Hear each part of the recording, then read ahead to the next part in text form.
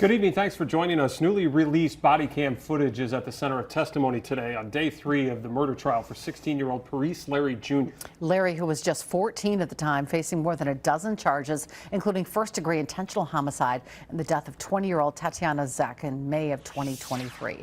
Samantha Cavalli has been following this trial for us. She joins us live outside the courthouse in a First Alert update.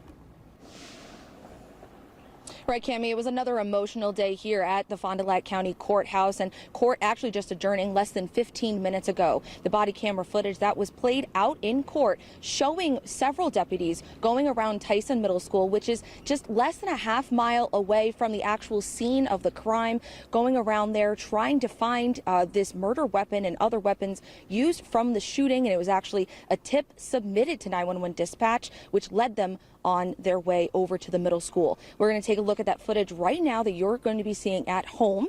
And what now we're seeing, it is actually taken 3 hours after the shooting in May 2023. Sergeant Brandon Henning with the Fond du Lac County Sheriff's Office is seen approaching a pillar, walking closer to his partner, Trooper Michael Viss, who was shining a light on a garbage can behind the middle school. Hidden within the trash, 2 guns were found, including the suspected murder weapon. And from there, deputies began checking addresses across the city to track down those involved. What were you specifically doing? We were looking for possible vehicles or subjects involved Involved in what? in the incident. And you mean the shooting? Yes.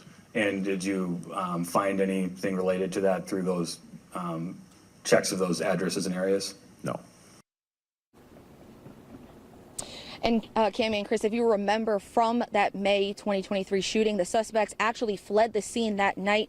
No one had heard from them until a few days later when Parise Larry Jr., who's on trial right now, actually turned himself in. His co-defendant, Antonia Johnston, who's now 17 at the time of the shooting, had fled and hadn't been found until 4 months later out of the Chicago area. Coming up tonight at 6, how a question from a jury member might have jeopardized this entire trial. Reporting live in Fond du Lac, Samantha Cavalli, Action 2 News.